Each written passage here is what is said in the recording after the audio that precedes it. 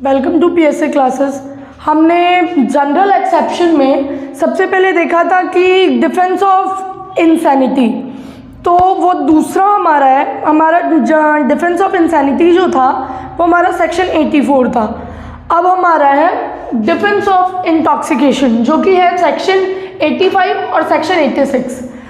अब आप ये सोच रहे होंगे इंटॉक्सिकेशन क्या होता है। तो इंटॉक्सिकेशन एक ऐसी मेंटल स्टेट है जिसमें इंसान को ये नहीं पता होता है कि वो क्या कर रहा है या क्या करने वाला है। वो टोटली आउट ऑफ माइंड होता है।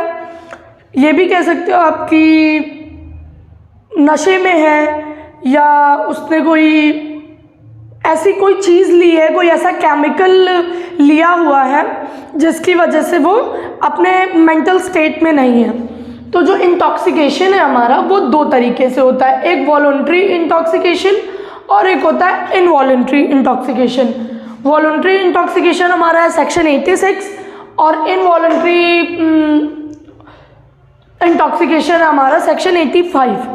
तो अब वॉलंटरी इंटॉक्सिकेशन ये होता है कि जब आप खुद कोई चीज़ कंज्यूम कर रहे हो, आप खुद दारू पी ले रहे हो या आप LSD, कोकीन, चरस, गांजा, इन सब का कोई भी नशा कर ले रहे हो या कोई केमिकल ले रहे हो नशे के लिए, और ये प्रूव हो जाता है कि इसमें किसी और का हाथ नहीं था, आपने खुद लेके वो चीज़ कंज्यूम की है, ऐसे में आप क्रिमिनली लाइबल होते हो अगर आप कोई गलती या कोई ऑफेंस करते हो तब। पर जब इनवॉलंटरी इंटॉक्सिकेशन कॉज होता है अंडर सेक्शन 85, तो आप क्या हो, क्रिमिनली लाइबल नहीं होगे।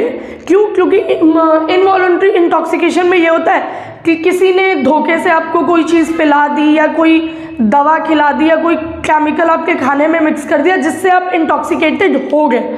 अब इसको हम दो केसेस से समझेंगे। पहला केस है हमारा DPP वर्सेस बेयर्ड का केस। इस केस में होता क्या है कि एक आदमी रहता है जो कि नशे की हालत में एक लड़की के साथ रेप करने की कोशिश करता है। जब वो चिल्लाने लगती है तो वो अपने अंगूठे से उसके गले पे प्रेशर देता है कि वो उसकी आवाज़ बंद हो जाएगी। आवाज़ तो बंद हो जाती है, साथ ही साथ वो मर भी जाती है।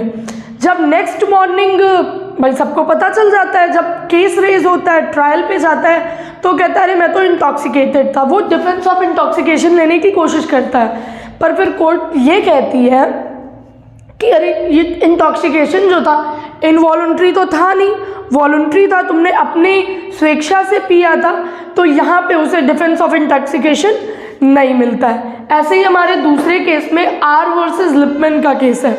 ये तो बहुत ही मज़ेदार केस है। हर बॉयफ्रेंड को अपनी गर्लफ्रेंड नागिन लगती तो है, पर इस केस में लड़के ने अपनी गर्लफ्रेंड को सच में नागिन समझ लिया। वो इतने ज़्यादा नशे में आ गया, वो इतना ज़्यादा उसने LSD का नशा कर लिया कि कुछ समय बाद उसको लगने लगा कि मेरे पूरे कमरे में सांप घूम रहे हैं, और उसी इन्फ्लुएंस में उसे ये लगता है कि उसकी जो गर्लफ्रेंड है वो भी एक नागिन है और वो रूप बदल के उसको मारने आई है। अब वो सेल्फ डिफेंस में उसी को मार देता है।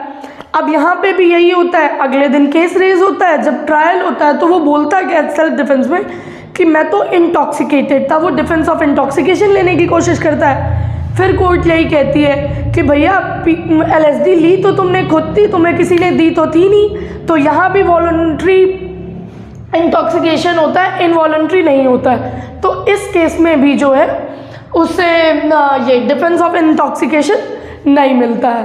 तो अब हम ये जान गए कि डिफेंस ऑफ इंटॉक्सिकेशन हमारे सेक्शन 85 और 86 में है।